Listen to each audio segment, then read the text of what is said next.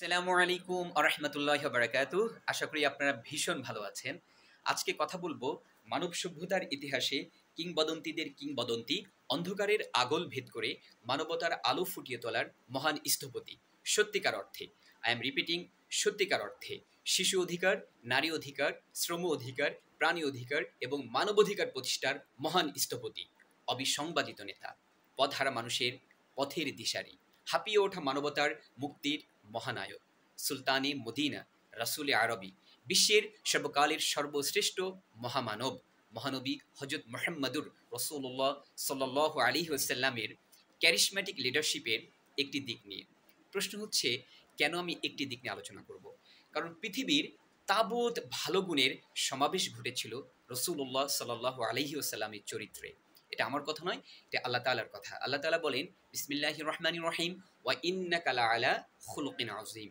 হে রাসূল, আপনি তো মহান চরিত্রের উপর অধিষ্ঠিত। আল্লাহ বলেন, নিশ্চয়, indeed you have a great moral character, যে আপনি মহান চরিত্রের উপর অধিষ্ঠিত। আমি যদি এভাবে বলি যে রাসূলের চারিত্রিক গুণাবলী, রাসূলের বলিষ্ঠ নেতৃত্ব, অনন্য সাধারণ ব্যক্তিত্ব, তার অদ্বিতীয়, অতুলনীয়, অনুপম আদর্শ মানব ভাষার মাধ্যমে প্রকাশ করা সম্ভব নয়। আমি আবার বলছি, রাসূলের চারিত্রিক গুণাবলীর যথার্থ দিক মানব ভাষার দ্বারা যথার্থ চিত্রাঙ্কন করা সম্ভবপর নয়।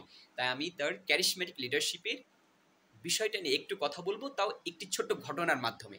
হাজরে আসওয়াদ পাথর স্থাপন করা, মানে কিভাবে এবং কে কাবার কাবাগৃহে হাজরে আসওয়াদ পাথরটা স্থাপন করবে, এটা নিয়ে একটা দারুণ ঘটনা। সেই ঘটনাটা আমি শেয়ার করব, যাতে সহজে আপনার রাসূলের মানে তার যে অনসাধারণ ব্যক্তিত্ব সেটা আপনি অনুধাবন করতে পারেন, যে কি পরিমাণ উইটি, স্কিল এবং কি পরিমাণ বিচক্ষণ ছিলেন, কানিং ছিলেন রাসূল আকরাম সাল্লাল্লাহু আলাইহি ওয়াসাল্লাম, সেটা আপনারা উপলব্ধি করতে পারবেন। তাহলে ঘটনাটা হচ্ছে, প্রথমে বলি হাজরে আসওয়াদ পাথরটা কি। হাজরে আসওয়াদ, হাজর মানে পাথর, আসওয়াদ মানে কালো, অর্থাৎ কালো পাথর। এটা হচ্ছে কাবা গৃহের এক পাশে বর্তমান তামার যে একটা ফ্রেম, সেই ফ্রেমে আটকানো আছে। যারা হজ বা উমরায় যায় তারা সেখানে চুমা খায়। তো মূলত এটা কালো পাথর না, এটা ছিল, রাসূল সাল্লাল্লাহু আলাইহি ওয়াসাল্লাম বলেন, এটা হচ্ছে সাদা পাথর ছিল। বনি আদমের পাপ রাশি শুষে নিতে নিতে কালো হয়েছে। তাছাড়া রাসূল সাল্লাল্লাহু আলাইহি ওয়াসাল্লাম এই পাথরটাকে চুমো খেতে বলেছেন, এর মাধ্যমে গুনাহ শুষে নেওয়া হয়। তো রাসূলের বয়স যখন ৩৫ বছর, ৬০৫ ঈসাই সন, ৬০৫ সালে, তখন এই কাবা গৃহ পুনঃসংস্কার করা হয়। কাবা গৃহ সংস্কারের পরে তার কোণে এই হাজরে আসওয়াদ পাথরটা কে লাগাবে, এটা নিয়ে একটা মতবিরোধ দেখা দেয়। অর্থাৎ মক্কার যে কুরাইশ গোত্রের গোত্রপ্রধানরা, বিভিন্ন গোত্র ছিল, এই গোত্রপ্রধান বলে যে আমি স্থাপন করব, অমুক গোত্রপ্রধান বলে বা অমুক নেতা বলে আমি স্থাপন করব। এটা নিয়ে একটা মানে মতবিরোধ এবং একটা রক্তক্ষয়ী একটা যুদ্ধের মতো মানে অবস্থান হতে চলেছে। তো স্থানীয় মুরব্বী বা যারা সালিশ করবে, তারা কোনোভাবে এর একটা সমাধান করতে পারে না। এটা মানে ক্রমশ সমস্যাটা বৃদ্ধি পাচ্ছে। তো হঠাৎ একজন মুরব্বী বলল যে আগামীকাল কাবা গৃহে যে প্রথম প্রবেশ করবে সেই এটার একটা সমাধান দিবে। তো আহ, এই আহ, আহ, তখন যারা নেতা ছিল তারা বলল, ঠিক আছে, তাহলে আমরা আগামীকালের জন্য অপেক্ষা করি। তো আগামীকাল তারা এসে অপেক্ষা করছে যে তারা ছাড়া কে প্রথম কাবা গৃহে প্রবেশ করবে। তো দেখা গেল যে একদম মানে দৃঢ় পায়ে আস্তে আস্তে কাবা গৃহে প্রথম প্রবেশ করছে বিশ্বনবী মুহাম্মদ রাসূলুল্লাহ সাল্লাল্লাহু আলাইহি ওয়াসাল্লাম। তো তখন রাসূলুল্লাহ সাল্লাল্লাহু আলাইহি ওয়াসাল্লামের কাছে তারা খুলে বলল যে এই ঘটনা, এই পাথর কাবা গৃহে কে স্থাপন করবে। এবার আমি বলে রাখি যে কেন আসলে নেতাদের মধ্যে মতবিরোধ ছিল, কারণ এই পাথরটা মূলত জান্নাত থেকে আসা, আদম এবং হাওয়া আলাইহিস সালামের মাধ্যমে এসেছিল, মানে তাদের সাথে এসেছিল। তো এখন এই পাথরটা যেহেতু জান্নাত থেকে এসেছে, যার কারণে এই পাথরের প্রতি আলাদা একটা শ্রদ্ধা বা এক ধরনের কদর বা এটার প্রতি একটা আগ্রহ সবসময় ছিল। তাই নেতারা ভাবতো যে আমরা যদি এই পাথরটা আমি যদি স্থাপন করতে পারি তাহলে আমি সম্মানিত হব। এমনিও কাবা গৃহ তো আল্লাহর ঘর, এটা তো স্বাভাবিক ঘর না, এটা হচ্ছে বাইতুল্লাহ, পৃথিবীর প্রথম ঘর। তো সবাই চায় যে কাবা গৃহে তার হাতের ছোঁয়া, তার শ্রম বা তার শ্রমের একটা পরশ থাকুক। তো এই জন্য গোত্রপ্রধানরা চেয়েছিল। তো রাসূলকে যখন খুলে বলল যে সবাই এটা নিজে নিজে স্থাপন করতে চায়, তো এটা নিয়ে একটা খুব ঝামেলা, আপনি সমাধান দেন।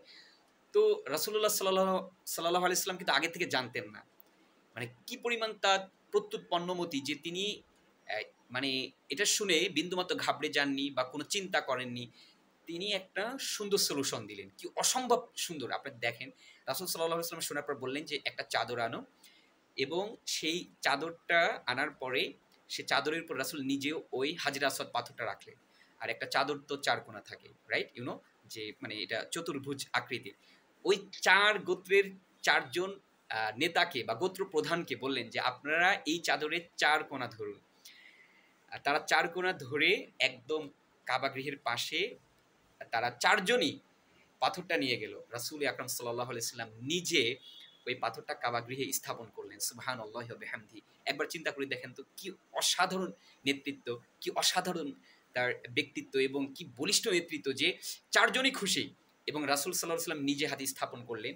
এই সমস্যার সমাধান হলো। তো আমি বলব যে যারা মানে নেতা হতে চান, নেতৃত্ব দিতে চান, মানুষের খেদমত করতে চান, তারা রাসূলের নেতৃত্বের যে গুণ এগুলো আপনারা উপলব্ধি করতে পারেন। তাহলে আশা করি যে আপনাদের মধ্যেও বলিষ্ঠ নেতৃত্ব গড়ে উঠবে ইনশাআল্লাহ। আর তাছাড়া আপনারা জীবন নিয়ে যারা বিভিন্নভাবে চিন্তিত, তারা রাসূলের আদর্শকে অনুসরণ করতে পারেন। আল্লাহ তাআলা বলেছেন, বিসমিল্লাহির রহমানির রহিম, লাকাদ কানা লাকুম ফি রাসূলিল্লাহি উসওয়াতুন হাসানাহ, যে তোমাদের জন্য রাসূলুল্লাহ সাল্লাল্লাহু আলাইহি ওয়াসাল্লামের মধ্যে রয়েছে উত্তম আদর্শ। মানে আল্লাহ বলছে ইনডিড, মানে রাসূলের মধ্যে রয়েছে বেস্ট প্যাটার্ন ফর আস, মানে আমাদের জন্য একদম বেস্ট প্যাটার্ন বা এক্সেলেন্ট প্যাটার্ন রয়েছে।